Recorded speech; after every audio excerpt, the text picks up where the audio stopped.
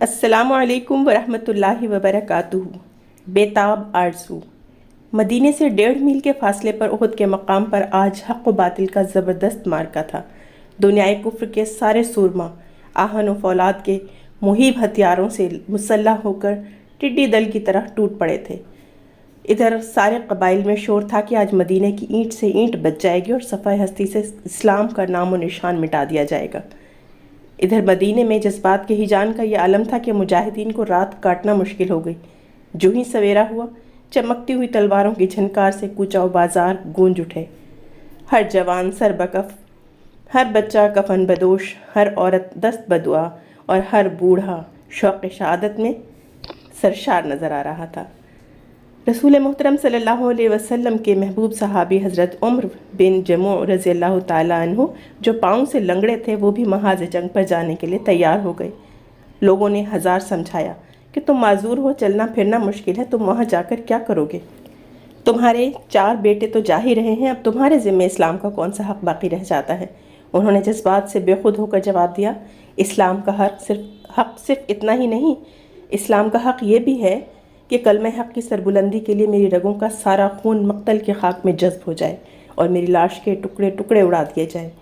मेरे लिए कितनी बड़ी महरूमी की बात है कि मेरे बेटे तो जन्नत में जाएं और मैं हसरत से मुंह तकता रह जाऊं।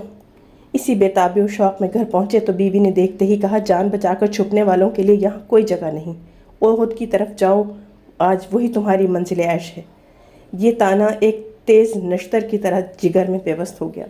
ज़ख्म की चोट से आंखों में आंसू आ गए। तलवार उठाई, नेज़ा संभाला और क़िबले की तरफ रुख करके ये रिक़्क़त आमेज़ दुआ मांगी, ए अल्लाह, मुझे अब अपने अहल अयाल में वापस न लाइए। और शौक़ शहादत के सुरूर में घर से बाहर निकले, सीधे बारगाह रिसालत में हाज़री दी, सलातो सलाम पेश किया, बैठ गए। चंद लम्हे इंतज़ार के बाद जब सरकार मुतवज्जो हुए तो अर्ज़ किया, या रसूलुल्लाह सल्लल्लाहु अलैहि वसल्लम, सरफरोश मुजाहिदीन का लश्कर जन्नत की तरफ बढ़ रहा है, मुझे भी इजाज़त मरहमत फरमाइए, मैं भी शामिल हो जाऊं।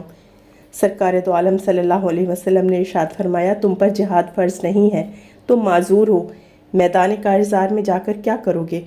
डबडबाई आंखों के साथ अर्ज़ किया, हुजूर, बहुत दिनों से आरजू है कि अपने लंगड़े पाँव से जन्नत की सरजमीन पर चहल कदमी करूं। सुना है मैदान जंग से जन्नत का फासला बस एक कदम ही का है, इससे ज़्यादा करीब मुसाफत मुझे कोई राह में मिल ही नहीं सकती। पाँव तो टूट ही चुका है, इजाज़त ना मिली तो दिल भी टूट जाएगा। मानता हूँ कि मैदान कारज़ार में ज़्यादा कुछ नहीं कर सकूँगा, लेकिन अपने मौला की खुशनुदी के लिए शहीद तो हो सकता हूँ। वैसे मैं माजूर ज़रूर हूँ, लेकिन घायल होकर आपके कदमों में तड़पने के लिए माजूर नहीं हूँ आका। आलम क़ुद्स का जमाल अब एक लम्हे के लिए भी नज़र से ओझल नहीं होता, सर व बाल दोष बन गया है। सरकार, मेरी दरख्वास्त कबूल कर ली जाए, लश्कर आगे बढ़ रहा है, अब इजाज़त फरमा दें। बिलाखिर उनके पुरज़ोर और पुरशौक़ इसरार पर हुज़ूर पाक सल्लल्लाहु अलैहि वसल्लम ने उन्हें इजाज़त मरहमत फरमा दी। इजाज़त मिलते ही वो झूमते हुए उठे और मस्ताना वार अदाओं के साथ जस्त लगाते, तड़पते उछलते लश्कर से जा मिले। अब उनकी आंखों में यकीन की शमع जल रही थी और नहायत बेताबी के साथ इस सात अर्जुमंद का इंतज़ार कर रहे थे कि जब अब्दी नींद के लिए पलक झपके और दूसरे ही लम्हे आँख खुले तो फिरदौस का दिलकश नज़ारा सामने हो। उहद का मैदान आशिक़ इस्लाम के कदमों के लिए बिछा जा रहा था और कोहसार की चोटियाँ छुप छुप कर बुलंद नेज़ों को सलाम कर रही थीं। इसी आलम रंगो नूर में मुजाहिदीन की सफ़ें आरास्ता हुई, हैबत जलाल से धरती का सीना हिल गया। वो तमाशा भी काबिल दीद था जब लश्कर का वाली कतार के एक सिरे पर खड़े होकर अपने जानिसारों की फलक पैमा हिम्मतों का नज़ारा कर रहा था। थोड़ी ही देर बाद नक़ारा जंग बजा, मुजाहिदीन आगे बढ़े, तलवारें चमकीं, बिजली गिरी, नेज़े उठे, कमानें झुकीं और दोनों तरफ से घुमसान की लड़ाई शुरू हो गई। इसी आलम में क़यामत ख़ेज़ में हज़रत उम्र बिन जमू को देखा गया कि वो भी अपने जज्बा ईमानी से मैदान में आगे बढ़ रहे हैं और आवाज़ लगाते जाते हैं कि कसम खुदा की मैं जन्नत का मुश्ताक़ हूँ। सिर्फ एक सागर की आरज़ू खींच कर यहाँ तक लाई है, ये सीना है, ये सर है, ये गर्दन है, आओ मुझे घायल करो, मैं ज़ख्मी होकर तड़पना चाहता हूँ। दुश्मनाने हक़ के लहू से अपने तलवार की प्यास को बुझाना चाहता हूँ। अब मैं ख़ुद सैराब होना चाहता हूँ, बस एक जामे कौसर का इंतज़ार है। इसी आलम शौक़ में مچلتے کرتے سینہ تانے رجز پڑھتے آواز لگاتے چلے جا رہے تھے کہ ایک زہر میں بجھا ہوا تیر آیا اور ان کے جگر میں پیوست ہو گیا۔ گھائل ہو کر گر پڑے رگوں کا سارا خون مقتل کی خاک میں جذب ہو گیا۔ ایک لمحے کے لیے تڑپے اور خاموش ہو گئے۔ قریب جا کر دیکھا تو روح اس دنیا میں نہیں تھی، فردوس کی سرزمین پر چہل قدمی کر رہی تھی۔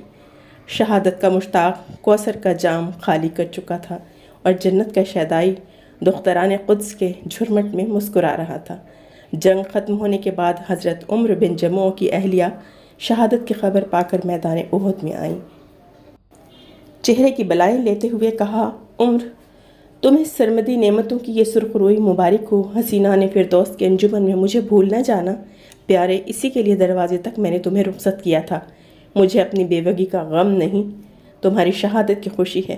خدا اسی خوشی کو سلامت رکھے۔ یہ کہہ کر بھیگی پلکوں کے سائے میں انہوں نے اپنے اونٹ کو بچھایا اور اس کو بٹھا کر جنت البقیع میں دفنانے کے غرض سے شوہر کی لاش کو اس پر بار کیا۔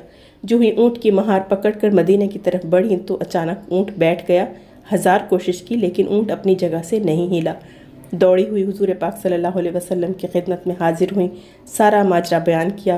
حضور پاک صلی اللہ علیہ وسلم نے فرمایا، اونٹ کو یہی حکم ہے کہ تقدیر الہی سے سرتابی نہیں کرے گا۔ اچھا بتاؤ، کیا دم رخصت عمر بن جموع گھر سے کچھ کہہ کر چلے تھے؟ ہاں، قبلہ رو ہو کر یہ دعا مانگی تھی، یا اللہ مجھے اپنے اہل و عیال میں واپس نہ لانا۔ ارشاد فرمایا، ان کی دعا قبول ہو گئی، اب ان کی لاش مدینے سے واپس نہیں جا سکتی، انہیں یہیں دفن کر دو۔ میں انہیں دیکھ رہا ہوں کہ وہ جنت میں لنگڑاتے ہوئے چل رہے ہیں۔ آج بھی احد کی وادی میں یہ آواز کبھی کبھی سنائی دیتی ہے۔ میدان جنگ سے جنت کا فاصلہ بس ایک قدم ہے۔ آخرت کے مسافروں پر اس سے زیادہ قریبی مسافت کی کوئی راہ آج تک نہیں کھلی۔ چند روزہ زندگی کے معاوضے میں دائمی زندگی کا کاروبار یہیں سے ہوتا ہے۔ تیری منزل پہ پہنچنا کوئی آسان نہ تھا، سرحد عقل سے گزرے تو یہاں تک پہنچے۔ ویڈیو پسند آئے تو لائک اور شیئر ضرور کیجیے گا اور چینل کو سبسکرائب کر لیجیے گا۔